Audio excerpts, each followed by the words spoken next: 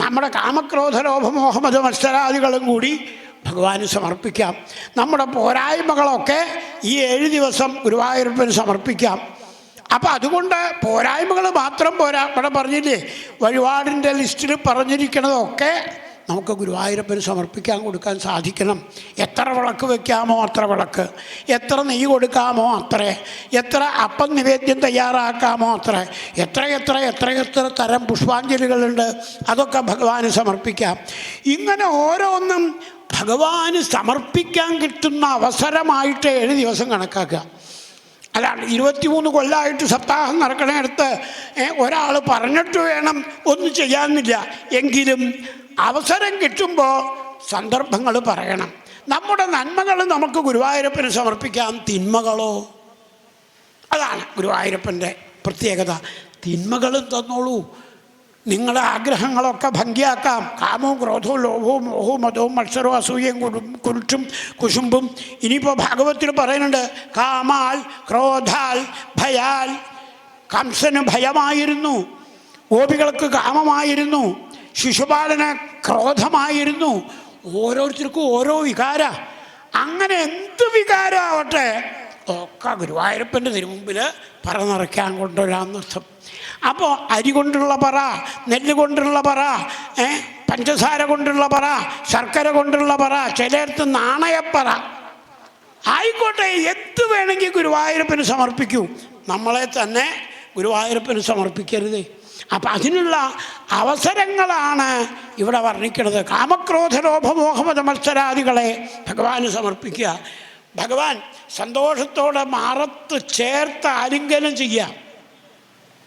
ഹിരണ്യാക്ഷനും ഹിരണ്യകശിപുവായിട്ട് അവരോട് ജയിച്ചോളാൻ പറഞ്ഞിട്ട് അവർ പോയപ്പോഴോ ഭഗവാൻ വരാഹമൂർത്തിയായിട്ട് വന്നില്ലേ. ഹിരണ്യാക്ഷൻ ഭൂമി ചവിട്ടിത്താഴ്ത്തി എന്നാണ് പറയണത്. ദേവന്മാരോട് ബ്രഹ്മാവ് പറഞ്ഞു, ഇനി നിങ്ങൾക്ക് സമാധാനമായിട്ടിരിക്കാം. ഭഗവാൻ വരാഹമൂർത്തിയായിട്ട് പുറപ്പെട്ടിട്ടുണ്ട് ഹിരണ്യാക്ഷൻ്റെ നേർക്ക്. വെള്ളത്തിലേക്ക് ചാടിച്ചെന്നു ഭഗവാൻ. ഹിരണ്യാക്ഷൻ ചവിട്ടിപ്പിടിച്ചിരിക്കുന്ന ഭൂമി അവനറിയാതെ തേറ്റേലേറ്റിക്കൊണ്ട് വന്നു. നമ്മളത് ആദ്യം പറഞ്ഞു കഴിഞ്ഞതാണ്. എങ്കിലും ഇപ്പോൾ വന്നപ്പോൾ വരുണൻ്റെ അത്ര വെള്ളത്തിൽ ഹിരണ്യാക്ഷൻ നോക്കിയതോ കാരണവരെ എന്താ ഇവിടെ ഇങ്ങനെ ഒറ്റയ്ക്ക് ഇരിക്കണേ, എനിക്ക് ആരോടെങ്കിലും ഒന്ന് തല്ലണം. ഭൂമിയിൽ ആരുമില്ല, അതാ ഞാൻ വെള്ളത്തിൻ്റെ അടിയിലേക്ക് വന്നേ. താൻ ഇവിടെ വെറുതെ ഇരിക്കുകയാണെങ്കിൽ വരിക, നമുക്കൊരു കൈ നോക്കാം. വരുണം പറഞ്ഞു, എൻ്റെ ഉണ്ണി, ഞാൻ എൻ്റെ കുട്ടിക്കാലത്ത് ചെറുപ്പകാലത്ത് കുറച്ച് യുദ്ധമൊക്കെ ചെയ്തിട്ടുണ്ടെന്ന് വിചാരിച്ച് ഇപ്പം അതിനൊന്നും വയ്യ, എന്നോട് പറയരുത്, ക്ഷമിക്കണം. പിന്നെ ഉണ്ണി ചവിട്ടിത്താഴ്ത്തിയ ഭൂമിയും കൊണ്ട് പോയേണ്ട ഒരാൾ മഹാവിഷ്ണു എന്നാ പറഞ്ഞു കേൾക്കണേ. ചെന്നോളൂ, പറ്റിയ ആളതെനിക്ക് തല്ലാൻ. അതെയോ, സന്തോഷം.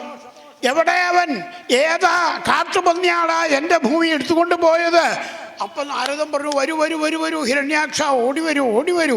അങ്ങ് താത്തിയ ഭൂമിതേ ആ കാട്ടുപന്നിയാണ് കൊണ്ടുള്ളത്. അഹോ മഹാവരാഹം, എടാ കാട്ടുപന്നി വെക്കടാ എൻ്റെ ഭൂമി എന്നലറിക്കൊണ്ട് ഹിരണ്യാക്ഷൻ. ഭഗവാൻ അവിടെ തിരിഞ്ഞു നിന്നു. എന്നിട്ട് അവനോട്, അതേടാ, നിന്നെ പോലെയുള്ള നായ്ക്കളെ വേട്ടയാടാൻ വന്ന കാട്ടുപന്നിയാണോടാ ഞാൻ, വാടാ. അതിഗംഭീരായിട്ട് അടി. അയ്യോ, ബ്രഹ്മാവിന് കണ്ടപ്പോൾ പേടിയായി. എൻ്റെ മൂക്കിന്ന് ചാടി വന്ന ഈ ഉണ്ണി വരാഹക്കുട്ടി ആ ഹിരണ്യാക്ഷൻ്റെ അടി കൊള്ളുവോ? പേടിയായി ബ്രഹ്മാവിന്. എന്നിട്ട് ചെവിയിൽ ചെന്ന് പറയാത്രേ വരാഹമൂർത്തിയോട്, സന്ധ്യ ആയാൽ ഇവന് ചില മായാപ്രയോഗമൊക്കെ തുടങ്ങും. അപ്പോൾ എൻ്റെ ഉണ്ണി വരാഹമൂർത്തി വിഷമിക്കും, അതിനിട വരുത്തണ്ട, സന്ധ്യയ്ക്ക് മുമ്പേ അങ്ങോട്ട് കൊന്നോളൂ. ഭഗവാന്റെ ഒരു സൂത്രം ഉണ്ടായിരുത്തേ, എൻ്റെ ബ്രഹ്മദേവൻ അങ്ങയുടെ മൂക്കിന്ന് ഞാൻ ചാടി എന്ന് വിചാരിച്ച് അങ്ങ് എൻ്റെ നാഭീകമലത്തിലുണ്ടായ എൻ്റെ ഉണ്ണിയാണ്. അതുകൊണ്ട് പറയുകയാണ്, ഇപ്പോൾ മുത്തച്ഛനെ പോലെ വന്ന് എന്നെ ഉപദേശിക്കുന്നതിന് പകരം തൽക്കാലം മാറിയെന്നുള്ളൂ. ഇല്ലെങ്കിൽ ഇവൻ്റെ അടി ഗദ അങ്ങയുടെ മേത്ത് കൊള്ളും. അത് അപാങ്കേന സ്വഗ്രഹിയിൽ ഭഗവാൻ കണ്ണുകൊണ്ട് കാണിച്ചു മാറിയെന്നുള്ളാൻ. പിന്നെ ഹിരണ്യാക്ഷനോട് വീണ്ടും യുദ്ധം. ഹിരണ്യാക്ഷൻ്റെ ഗദ തെറിച്ചു. ഇതാ ഭഗവാൻ കയ്യങ്ങനെ ചുരുട്ടി അവൻ്റെ മായകളൊക്കെ കണ്ട് സന്തോഷിച്ച് കൊട്ടത്താനൊരടി, 4 പാടും ചോര ചീറ്റി കറങ്ങി കറങ്ങി അവൻ വീണ് ചത്തു. പക്ഷേ ഇവിടെ പ്രത്യേകം പറയണു, മുഖം പ്രപശ്യൻ തനുമുത്സസർത്യ. ഹിരണ്യാക്ഷൻ ഭഗവാനെ കണ്ടുകൊണ്ട് ശരീരം അടുത്ത വേഷത്തിലേക്ക് ഏതാവണം എന്ന് സങ്കല്പിച്ച് യാത്രയായി. കഥകളിക്കാരുടെ അണിയറയിൽ ചെന്നാൽ നമുക്ക് കാണാലോ, ഓരോ വേഷങ്ങൾ അവിടെ ഇവിടെ കിടക്കുന്നുണ്ടാവും. നല്ല ഉറക്കാ, മുഖത്ത് വേഷം കെട്ടിക്കണമെന്നും അവരറിയണില്ല. ഇതുപോലെ ഇന്നത്തെ ഹിരണ്യാക്ഷൻ അടുത്ത രാവണൻ്റെ ഒപ്പം അനിയൻ കുംഭകർണൻ ആവാൻ വേണ്ടി പുറപ്പെട്ടു. അല്ലാണ്ട് എന്താ പറയുക. അപ്പോൾ ഹിരണ്യകശിപുവിൻ്റെ കഥയും കൂടി കഴിഞ്ഞിട്ട് വേണം അവിടെ രാവണനായിട്ട് വരാൻ. ഇപ്പം ഇയാൾ അനിയൻ ആദ്യം വേഷം കെട്ടാൻ കിടന്നു. ഇങ്ങനെയാണല്ലോ കഥകളിക്കാർ. അപ്പോൾ ഭഗവാന്റെ ഈ ഹിരണ്യാക്ഷവധം ഇവിടെ വർണ്ണിച്ചപ്പോൾ മൈത്രേയൻ വിതുരനോട് ചോദിച്ചു, ഇപ്പം സന്തോഷമായി വിസ്തരിച്ച് പറഞ്ഞിട്ട്, ഉവ്വ് ഇനിയും സൃഷ്ടിയുടെ അത്ഭുതങ്ങൾ പറയാനുണ്ട്.